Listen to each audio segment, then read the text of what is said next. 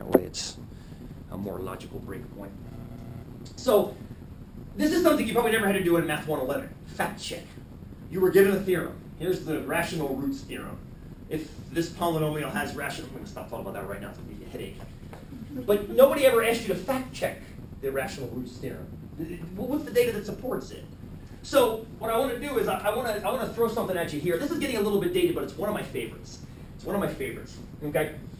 In 2005, this is Katie Couric, her first night as anchorwoman on the CBS Evening News. I know she doesn't even do that anymore, but I just love this example. I can't stop using it. 733 students in American schools got food poisoning in 2005. Okay. Hang on, hold that thought. I agree. I concur.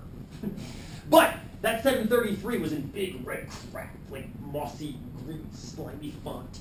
And they had all these video cameras out behind schools watching rats running back and forth from dumpsters. Find a school anywhere without a rat in its dumpster. And yeah, you won't. But anyway, what I did was, okay, let me see if I can quantify that 733. Because 733 is just this number floating around out there. So what I did was I went and looked at the CDC website. They say there's about 76 million food poisonings per year in the US alone. So right there, you did a quantifier on how big 733 is compared to 76 million. You know, you got 1 million times or 100,000 times greater. Assuming that 300 million Americans-ish eat about 3 meals per day on average, that's the rate of food poisoning in America. So you've got 76 million food poisonings per that many meals.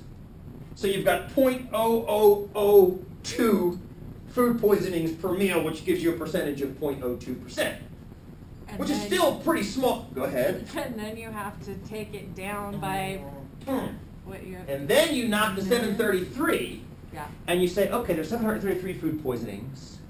And there's about, I looked this up, U.S. Census Bureau, 75.8 million school kids, okay, times 180, because I'm assuming they're eating 1 meal prepared in schools on average per day. They're probably getting breakfast at home and dinner at home. I'm guessing. So there's the rate of food poisoning in schools, which is actually 4,000 times less than general population. So what have we learned from this? Lies! Lies! Rah! It's actually, you're getting sick less in schools than you are not in schools by this percentage analysis. Which means that, yeah, 733, I don't want kids getting sick. Don't get YouTube world looking like, this son of a bitch wants people to get sick in schools. No! What I'm saying is we can't look at that number in isolation without tempering it with the proper denominator, if you will, to actually see how big it is, and it's not that big compared to general population. Happens all the time in the media, all the time, and it's infuriating. But that's a perfect fact check example right there. We'll come back to that, I promise you. I promise you there. Yeah, we'll come back to that one too. Oh, you know what? No, look at this. Look at this. This was on Facebook. And you're going to hear more and more about Obamacare as 2014 creeps closer. Any word on the government shutdown? No. Oh my God. Is it going to happen? They're still seeing it. They're still weighing. It happens every year. It happens a lot. It does happen a lot, I know. Every year. Well, this is one of the more interesting uses of. I'm going to leave this as an open-ended question for you. So this is 2011 deaths. 323 killed by these, 496 by these, 650 by these, 12,000 by drunk drivers, 195,000 by medical malpractice. And then a bottom line that is completely unrelated. Well, yes, and that's the problem with this. This is the kind of thing that floats across my Facebook page quite a bit. I encourage you to attack this in the same way we attacked the previous one, to see how this does not imply any kind of a connection to what is down here. But people will look at that and on personal bias agree with that line of logic and say that Obamacare is awful. I'm not picking a side here, just so you know. I'm just saying that this argument does not support that conclusion. And this is where fact-checking comes in handy, and you'll get really, really good at that in this class. You'll get really, really, really good at that in this class. So I'm gonna leave that one up for you. You'll have access to this. Like I said, it's already posted online, so you don't really get to it. Here's some numbers that I think are pretty staggering. These are all sourced. I got all the sources coming out at the bottom. 100 species extinct every day. That blows my mind. Now, some of these species are like bacteria that you probably didn't want anyway, like the ones that cause like the yellow scum in your shower. Like that's a good thing that that's extinct, but it's extinct now. It's not going to come back. And some of these things they're awful things, like passenger pigeons. Like you don't want passenger pigeons to be gone, but they are now. Facebook is now I think the third largest country on Earth, behind China and India. I love this one. In the time it took you to read that last sentence, that country uploaded 5,000 photos. This one, mind-boggling. You got any soccer fans in here? A couple soccer fans? Yeah. 1 billion people on Earth watched the same sporting event in 2006. It wasn't quite that high in 2010, probably because of what Zidane did to the Italian guy. But that's 1 in 6 people, 1 in 7 people on the planet watching the same sporting event. That's mind-boggling. Seriously, that's mind-boggling. The Super Bowl is nothing compared to that. 250 billion plastic beverage bottles. We'll revisit that one on Wednesday. National debt we'll also revisit. $14 trillion. That's 2011. I'm not even sure what it is right now. This one, I love this one. In 07 to 08, 30 billion fewer miles driven. And you might have noticed, again, correlation, not causation, but you may have noticed that gas was at an all-time high in 2007, and then magically in 2008 it dropped back down again. Any connection between driving less? Perhaps. We may have forced prices down by driving less. I say may. I'm not sure how the business of petroleum works, but supply-demand also applies to business models. So here's the sources for all those if you want to check them out. Very, very interesting. I think these are staggering numbers that are actually, so they can stand alone on their own. I think we understand what 100 species becoming extinct per day means. All right, check this out. You know what, let's skip over this one. We'll come back to this one. We'll come back to that one very often in this class. This is one I want to look at. Ice cream sales. I mentioned the word correlation earlier today. Correlation. There's a high correlation between the number of quizzes someone does and their average score in this class, which means as one goes up, the other goes up. Number of quizzes goes up, average goes up. Correlation, not a causation, but a correlation. So as one goes up. Here's one. Ice cream sales are strongly correlated with crime rates. So as ice cream sales go up, so do crime rates. Therefore, if we stop selling ice cream, crime will go down. Possible conclusion, right? Possible conclusion. Proper conclusion, probably arguably ridiculous. So, give me an alternate conclusion. It's hot. What does that have to do with anything? This is Shireen. Damn, Shireen. It's like serene, but with an SH. That's good. You have to tell me that again because my memory. Say that again. It's hot, so. So people get a little agitated. They want to get out. They want to go do things. In other words, what does this have to do with anything? Because they want to eat ice cream. What does that have to do with anything as far as crime? Nothing. It's Patrick. Go ahead. It's right. I mean, they're rising independently of each other. There's all kinds of data sets like this in the world. For example, if you track the number of Methodist ministers present in the United States and its colonies, and the number of cases of Cuban rum imported to the United States and its colonies over time, it's a perfect correlation. They rise at the exact same rate. That's hilarious. Right? Please, tell me your name again. Madeline, thank you. Yeah. Unrelated. Well, that was hilarious. But crime rate, it also doesn't say what kind of crime. And sure. How are you going to correlate ice cream sales to all crime? I don't know. I mean, you could do percentage crime. You could do a weighted average of percentages, which we'll do in this class. But does that include jaywalking? Like define a crime, right? Is it a misdemeanor? Is it a felony? Is it a whatever the other one is? Demographic. I'm not really sure what crime rates mean. Of course, it's so general, it's meaningless. That's the problem with statistics too. And we'll come into this on Wednesday, I promise you.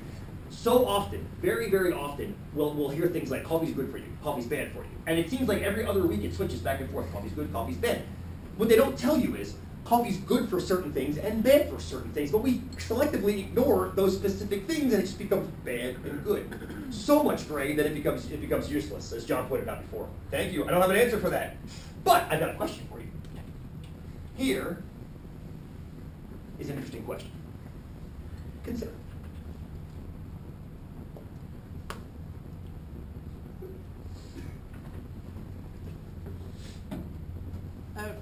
Okay, so did they have parents with single births of daughters or only daughters, and historically back to when? Historically is when they collected data from. This particular, about 40 years worth of data. Okay. This was from Stephen Leavitt's Freakonomics book from years back, and he only had about 40 years worth of data. He never talked about the actual measurement used. But I don't even care, because the implication, I never had an answer for this question for years until a student who is a biology student brought up a potential answer for me. So you guys see what's going on here, right? You see what's going on here? Divorce rates apparently higher for those with predominantly daughters. I say predominantly daughters, the higher percentage of daughters than sons in their families. Oh, okay. That's pretty much the only thing you need to worry yourselves about right now. So, if you have daughters, should you worry about divorce? There's more stress in the home. There's more females. No, careful. I'm going to go with the first sentence there, Tim. This is what a student told me, and I thought it was brilliant.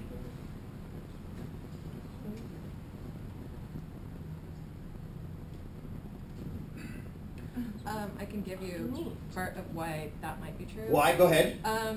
Because women that have access to food, Yes. like unlimited resources, Yes. are more likely to bear boys, they say, because those boys take more resources to actually successfully raise. A lot of work to assert testosterone. That's what I'm, apparently, that actually justifies my apparently.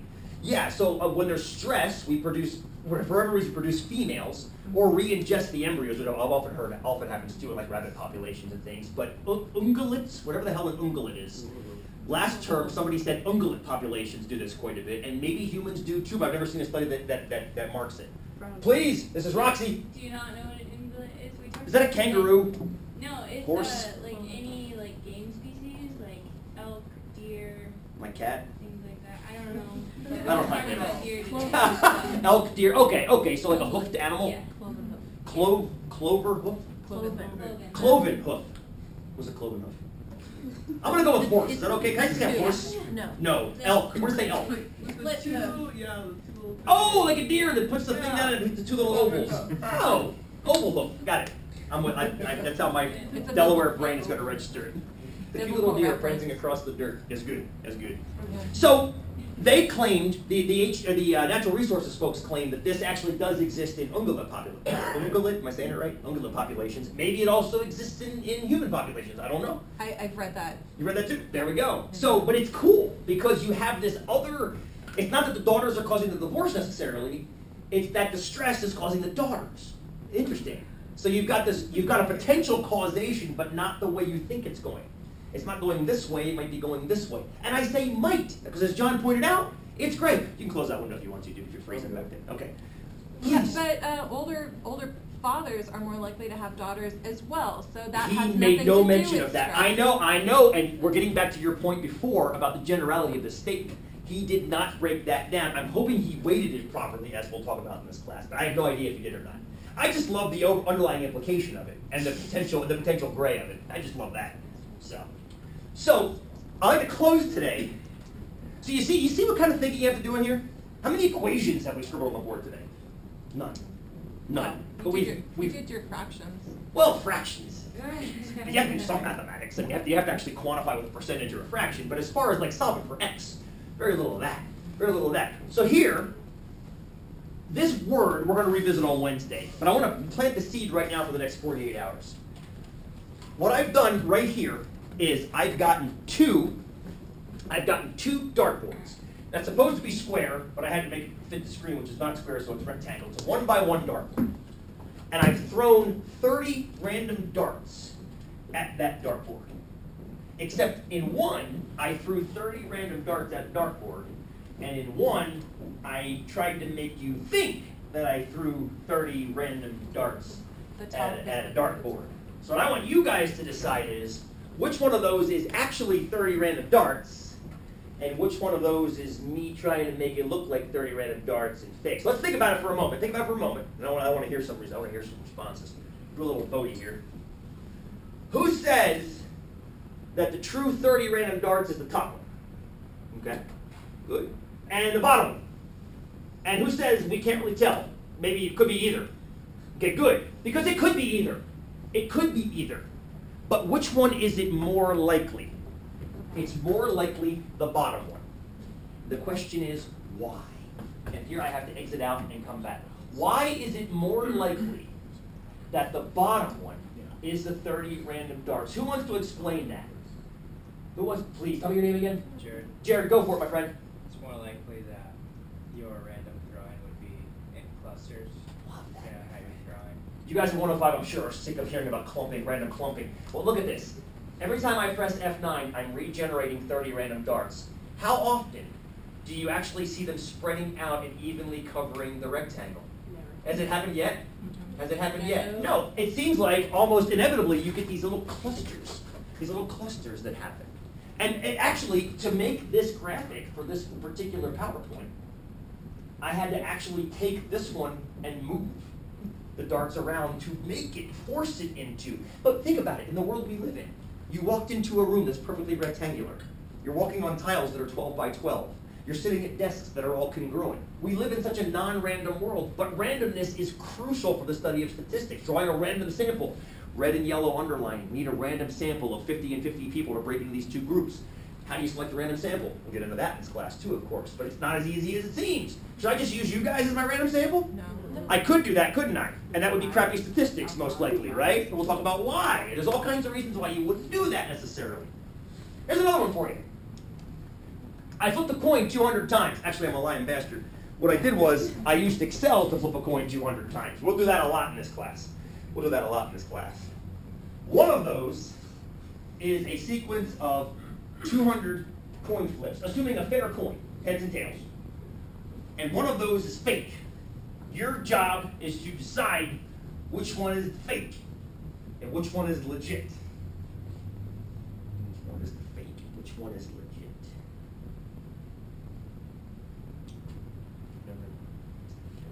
What'd you say, John? You're just thinking out You can loud. never tell. Well, good. That's a great answer. Either one of those could be a sequence of 200 coin flips. You're right. You're absolutely correct. Which one is more likely a fair coin? That's very, very true. What John said is true. I think Jared mentioned it earlier too. What they said is true. You never know for a fact whether or not either one of those is fake or real, but one is more likely. The top. Fair. What do you think it's Sydney? The first one, because in the second one, the clumps only occur a maximum of 3 times. So there's a clear pattern in there. Did you guys catch that? In the bottom sequence, there are never more than 3 heads or tails in a row. And Sydney's saying this because she's looking up here and seeing 4 H's, 5 H's, bunch of T's. And this is one of those things where simulations help us. I'm going to cut out of here for a second. Hang on one sec. I'm going to open up starter coins. Okay, make it a little bit bigger so you can see it. Okay. Now watch this. Here's F9. I just flipped 200 coins again. Now I don't care how you look at this, whether you look across the top or whether you look up and down. But no matter how you do it, do you see runs of heads and or tails more than 3 in a row? Yes. You do, don't you? You do. There's 3 tails right there, of course, but there's 4 heads right there. And somewhere in here we're going to see 3, and we can see tails wrap around to the side, tails. There's a run of 6 right there. Here's it again. Flipped again. Do you see runs there of heads or tails? Yeah. There's 6 heads right there. Here's again. Do you see runs of heads more than 3? Do you see runs of tails and heads more than 3 here? And here? Oh my God, look at that one. Wow. As a matter of fact, there's a 96% chance that you'll get at least 1 run of 6 if you do this. That means there's only a 4% chance that you won't. Touching on what John said, yes, it's possible, but it's more likely to see the runs than it is not to see the runs. But the overriding thing is this. Look at these numbers right here. What are those numbers hovering around? 50. They're hovering around 50-50, which means out of the 200 coins, you're getting roughly half heads and half tails. What you're not getting is a promise of when you get which ones. That's what makes randomness tricky. It's kind of counterintuitive. Isn't that wild? It also exists in other places. It also exists, check this out. Who was born in January? Born in January, give me a day. 9? 19th? Yeah. Hold that thought. February birthdays, days? 15th? 13th? Why, if there's only 2 February birthdays, are they that close together? I don't know. March birthdays? 24? 19? Again, why so close? Why not spread out? April? 28? 15? 11? 7? 15. A perfect match. Happy birthday. Why in a class of 35 people-ish would we have the Ides of March? Even better, the Ides of March. Why would they be Ides of April? The Ides of April. The Ides of April. Why? Because randomness does this. May? You got any Mays? We got one May, so we can't match you. I'm sorry. June's 28. 13. 13. Not that close. Not that close. July. 3rd. 22nd. 22nd. 10. Kind of spread out there. Kind of spread out through July. August. August. What do we got? August. 29. 5. 13. 13. 5. 16. 13. 4. 2 5s. Why? Why? Because randomness clusters. You see what we're getting at here, friends? Why would your birthdays cluster? Are they random? Kinda. For years I was told the most common birthday was October 5th. Why was that? Because it's about 9 months past January 1st, New Year's Day. Whoops! So for years, it was thought that was the most common birthday on record. But that's been shown that's just noise. It's actually pretty much uniform. Conception is pretty much uniform across the board. So since conception is pretty much uniform across the board, shouldn't our birthdays act kind of like the darts or like the coins? Which would explain April 15th, kind of slick, or August 5th. Was that August 5th too? I believe it matched August 5th as well, or August 4th, whatever it was. Why else would it be there? Because randomness clusters, and that's kind of one more thing we have to wrap our heads around. So, we'll do more head wrapping on Wednesday. But for now, I think we've had enough. Yes. You guys will catch you on Wednesday. What's due Wednesday? When? Do you have to do it? No. Should you do it? Yes. Listen to that. That's what I'm talking about. Yes. We'll catch you guys then. And this thing behaved.